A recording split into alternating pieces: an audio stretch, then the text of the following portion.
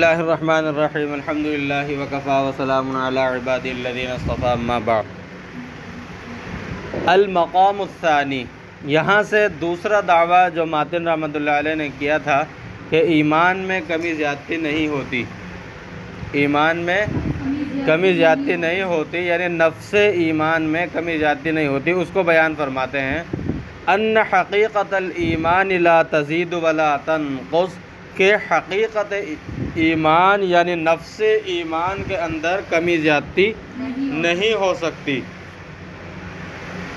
لما مر، جیسا کہ یہ بات پیچھے گزر چکی ہے کہ من انها التصدیق القلبی الذی بلغ حد الجزم والاذعان، یعنی تعریف ایمان میں جب ہم نے تعریف کی تھی تو یہ بات پیچھے بیان کی تھی کہ ایمان تصدیق قلبی کا نام ہے، وہ بھی کب کہ تصدیق قلبی بھی کیا کسے کہتے ہیں کہ اذعان اور قبول، اذعان اور قبول، یعنی یقین کی حد تک پہنچ، یقین ہو اور یقین بھی آخری حد تک پہنچ جائے مکمل۔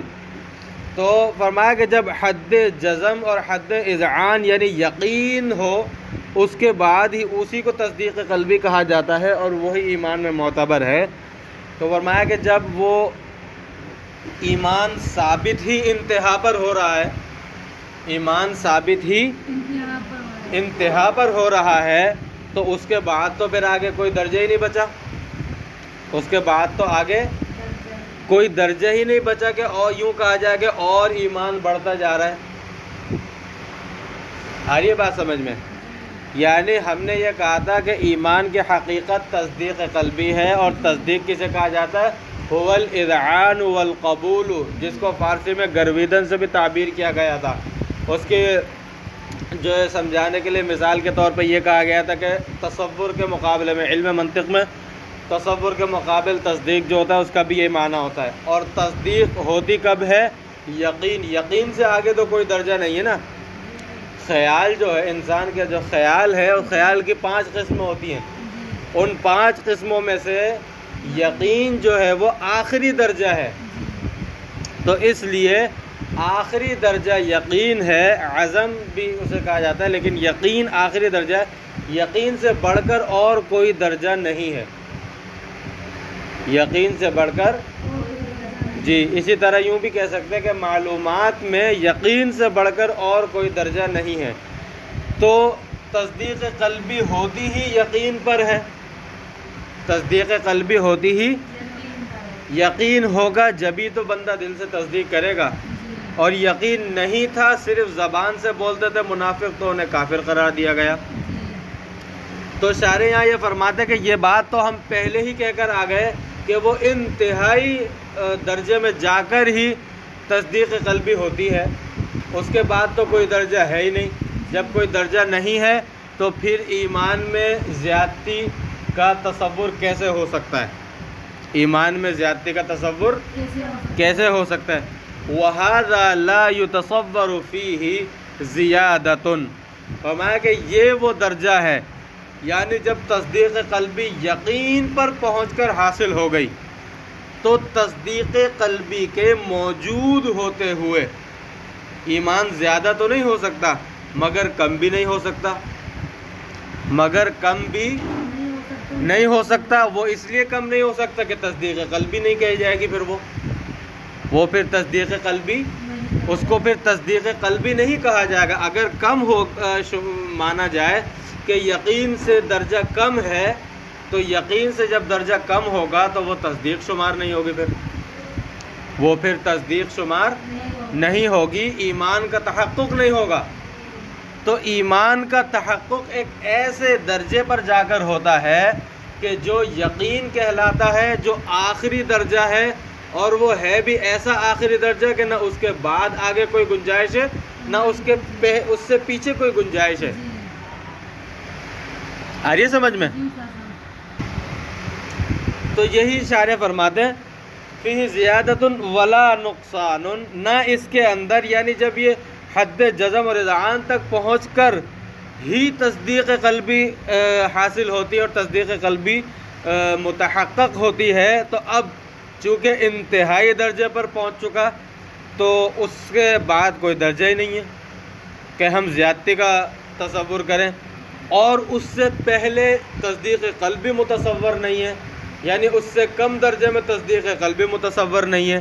تو پتہ چلا کہ تصدیق قلبی جب پائی جا رہی ہے تو نہ ایمان، نفس ایمان میں نہ کمی ہوتی ہے اور نہ زیادتی ہو سکتی ہے۔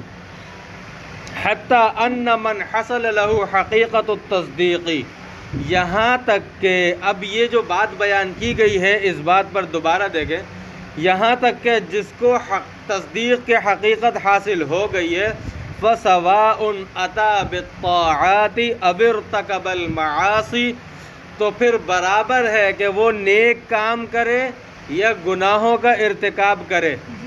فَتَصْدِيقُهُ بَاقٍ عَلَى حَالِهِ لَا تَغَيُّرَ فِيهِ أَصْلًا، فرماتے کہ تصدیق اپنی حالت پر باقی ہے، اس کے اندر کوئی تبدیلی، کوئی تغیر نہیں ہوتا۔ آ رہی ہے نا سمجھ میں؟ کیونکہ تصدیق جب ایک ایسے درجے پر آ کر ثابت ہو رہی ہے کہ جو درجہ انتہائی بھی ہے، تو اس اعتبار سے ابتدائی بھی ہے کہ اس سے کم تصدیق متصور نہیں ہوگی، تصدیق کا تحقق نہیں ہوگا۔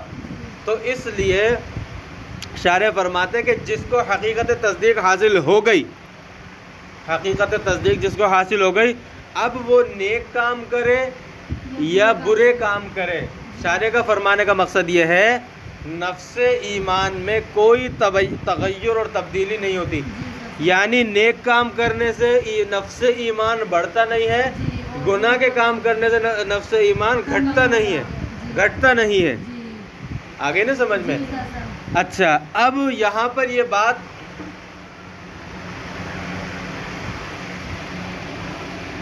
کہ وہ آیات جو ایمان کی زیادتی پر دلالت کرتی ہیں، وہ آیات اور احادیث وغیرہ جو ایمان کی زیادتی پر دلالت کرتی ہیں، ان سے پتہ چلتا ہے ایمان زیادہ ہو رہا ہے یا ایمان کم ہو رہا ہے۔ اس کا پھر کیا جواب ہوگا؟ جن آیات سے ایمان کی زیادتی پر وہ آیات اور احادیث جو ایمان کی کمی زیادتی پر دلالت کرتی ہیں، ان کا پھر کیا جواب ہوگا؟ پھر اس کے مختلف جواب دیے گئے ہیں، مختلف توجیحات بیان کی گئی ہیں۔ سب سے پہلا تو امام جواب شارح وہ ذکر کرتے ہیں جو امام ابو حنیفہ رحمۃ اللہ علیہ نے ذکر کیا ہے۔ امام ابو حنیفہ رحمۃ اللہ علیہ فرماتے ہیں امام ابو حنیفہ رحمۃ اللہ علیہ فرماتے ہیں کہ ایمان میں کمی زیادتی، مثال کے طور پہ یہ آیت جو ایمان کی کمی زیادتی پر دلالت کرتی ہے کہ انما المؤمنون الذین اذا ذکر اللہ وجلت قلوبہم وَإِذَا تُلِيَتْ عَلَيْهِمْ آيَاتُهُ زَادَتْهُمْ إِيمَانًا وَعَلَىٰ رَبِّهِمْ يَتَوَكَّلُونَ، یعنی جب ان پر اللہ تعالیٰ کی آیات تلاوت کی جاتی ہیں تو ان کا ایمان بڑھ جاتا ہے، ان کا ایمان زیادہ ہو جاتا ہے۔ تو امام ابو حنیفہ رحمۃ اللہ علیہ فرماتے ہیں کہ یہ جو اس طرح کی جو اس قسم کی جو آیات اور نصوص ہیں، ان کے مخاطب جو ہیں وہ صحابہ کرام ہیں۔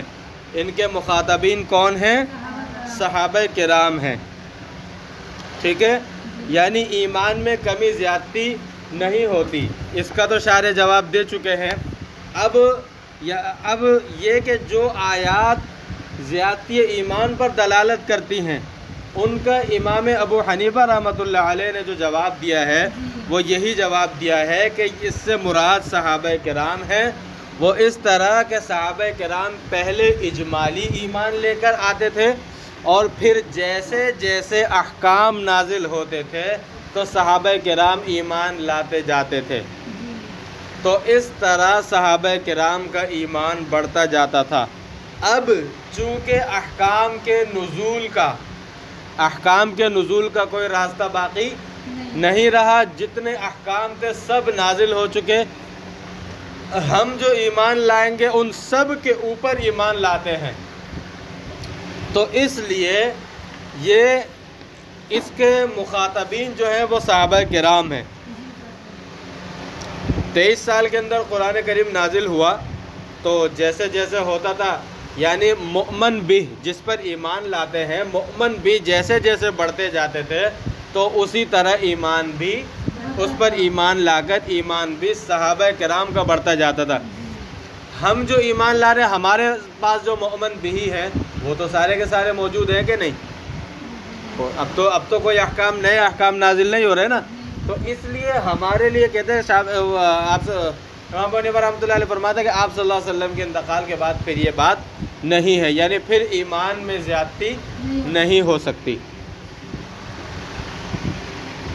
فرماتے ہیں والآیات الدالۃ علی زیادۃ الایمان، اور وہ آیات جو زیادتی ایمان پر دلالت کرتی ہیں، محمولۃ علی ما ذکرہ، وہ اس تعویل پر محمول ہے جو امام بنی رحمۃ اللہ علیہ نے جواب دیا ہے، انہم کانوا کے صحابہ کرام آمنوا فی الجملۃ، پہلے اجمالی ایمان لاتے تھے، ثم یأتی فرض بعد فرض، پھر جیسے جیسے فرائض کا نزول ہوتا تھا وہ ان پر ایمان لاتے جاتے تھے اور ان کا ایمان بڑھتا جاتا تھا۔ وَكَانُوا يُؤْمِنُونَ بِكُلِّ فَرْضٍ خَاصٍ، یعنی پھر وہ ہر فرض پر خصوصی طور سے ایمان لایا کرتے تھے۔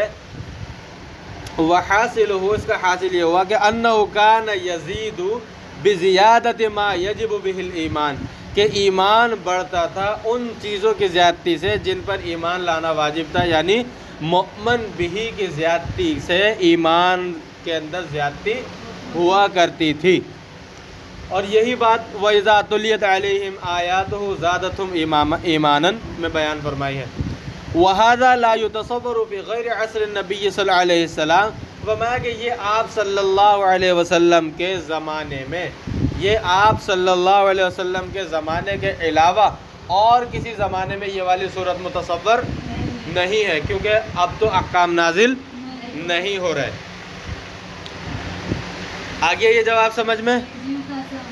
وفیہ نظر، ان سے ایک اعتراض کیا ہے شارح نے، ایک اعتراض کیا ہے، اور وہ اشکال امام ابو حنیفہ رحمۃ اللہ علیہ کے جواب پر وہ اشکال ہے۔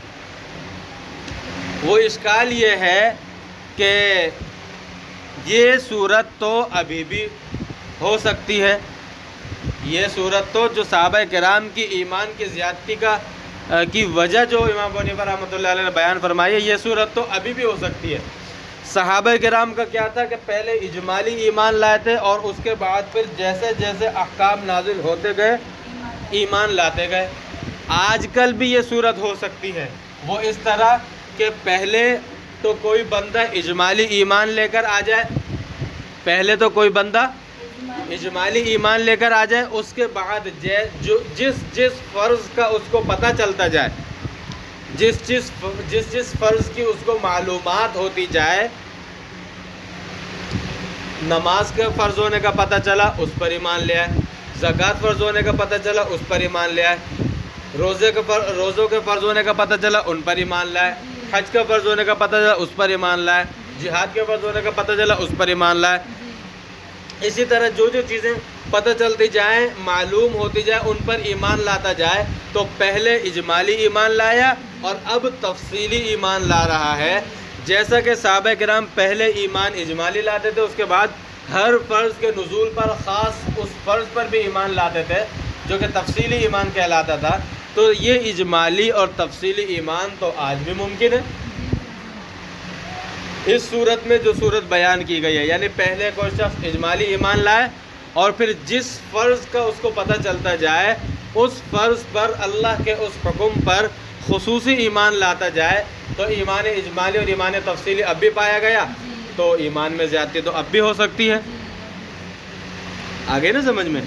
تو یعنی امام ابو حنیفہ رحمۃ اللہ علیہ یعنی یوں کہہ دیں وہاں پر مومن بھی نزول کے اعتبار سے زیادہ ہو رہا تھا، یہ وہاں پر جی نہیں، یہ میں آپ کو سمجھانے کے لیے دوسری تعبیر اختیار کر رہا ہوں کہ یوں کہہ لیں کہ وہاں پر صحابہ کرام کے زمانے میں مومن بھی زیادہ ہو رہا تھا نزول کے اعتبار سے، اور اس بنیاد پر ان کا ایمان بڑھ رہا تھا۔ یہاں پر مومن بھی نزول کے اعتبار سے تو نہیں مگر اطلاع کے اعتبار سے مؤمن بھی زیادہ ہو رہا ہے، اطلاع کے اعتبار سے مؤمن بھی زیادہ ہو رہا ہے، تو مؤمن بھی کی زیادتی تو یہاں بھی پائی گئی، تو یہاں پر بھی ایمان میں کمی زیادتی اس تعویل کے اعتبار سے جو صحابہ کرام کے لیے کی ہے، اس صورت میں یہاں پر بھی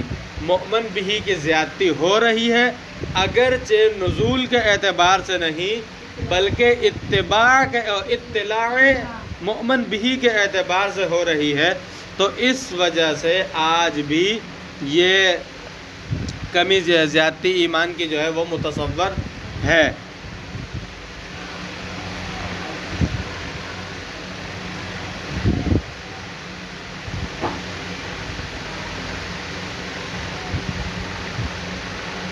آ رہی ہے سمجھ میں؟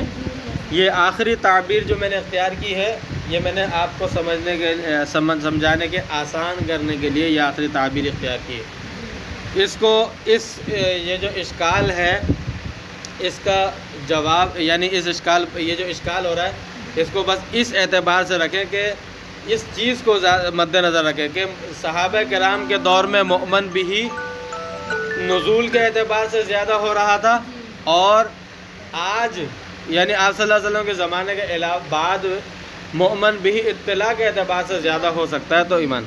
اب سنیے، اب عبارت پڑھتے ہیں۔ وفیہ نظر، اس کے اندر ایک اشکال ہے کہ لأن الاطلاع علی تفاصیل الفرائض ممکن، کہ فرائض کی تفصیل پر اطلاع تو ممکن ہے، یعنی ہر ایک فرض کا پتہ چلتا جائے اور اس پر ایمان لاتے جائیں۔ فی غیر عصر نبی علیہ السلام، یعنی مؤمن بھی اطلاع کے اعتبار سے مؤمن بھی کی زیادتی ممکن ہے۔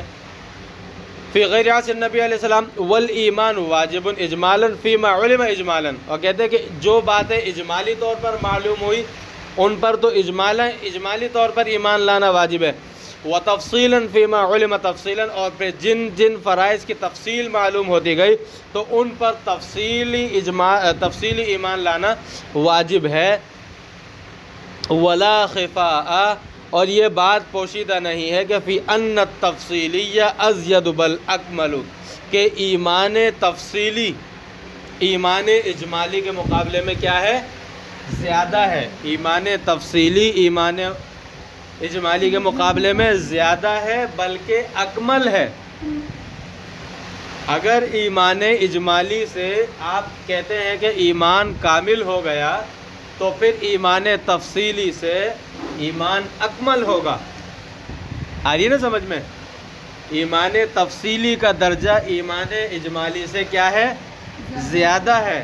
ایمان تفصیلی ایمان اجمالی کے مقابلے میں اکمل ہے۔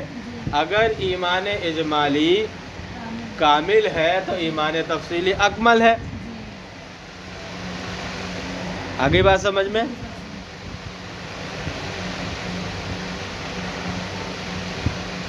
ایک جواب تو یہ امام ابو حنیفہ رحمۃ اللہ علیہ نے اس کا دیا ہے۔ پھر اس کا دوسرا جواب امام الحرفین جو کہ شافعی المسلک ہیں انہوں نے دیا ہے۔ اچھا، امام الحرمین کا مسلک ایسا کر رہیں گے، بعد میں پڑھیں گے، یہاں عبارت کو پوری کر لیتے ہیں۔ وما ذکر، اور فرمایا کہ یہ بات جو ذکر کی گئی ہے کہ من ان الاجمالی لا ينحط عن درجته، کہ ایمان اجمالی، یعنی اگر یہ اشکال دیکھا جائے تو اس سے پتہ چلتا ہے کہ ایمان اجمالی ایمان تفصیلی ایمان اجمالی سے زیادہ ہے، ایمان اجمالی کا درجہ کم ہے، لیکن پیچھے بات بیان کی گئی کہ وہ طاعات کرتا ہے، معاصی کرتا ہے، کچھ بھی کرتا ہے، ایمان کے اندر زیادتی نہیں ہوتی، کمی زیادتی نہیں ہوتی، تو کہتے ہیں کہ یہ بات جو بیان کی جاتی ہے، بیان کی گئی کہ ایمان اجمالی ایمان تفصیلی سے درجے میں کم نہیں ہے، لا ينحط عن درجته، یعنی ایمان تفصیلی سے درجے میں کم نہیں ہے، یہ بات جو بیان کی گئی ہے، فرماتے ہیں فَإِنَّمَا هُوَ فِي الْاِتِّصَافِ بِأَصْلِ الْإِيمَانِ، یہ جو ہے اصل ایمان سے متعلق بات کی گئی ہے، یعنی یہ بات جو کی گئی ہے اس کا مطلب یہ ہے ایمان نفس ایمان جو ہے، نفس ایمان جو ہے یعنی حقیقت تصدیق قلبی، یہ جو ہے نفس ایمان ہونے میں ایمان اجمالی اور ایمان تفصیلی دونوں برابر ہیں۔ نفس ایمان ہونے میں ایمان اجمالی اور ایمان تفصیلی دونوں برابر ہے۔ برابر ہیں۔ شارح نے یہاں پر یہ بات بیان فرمائی ہے۔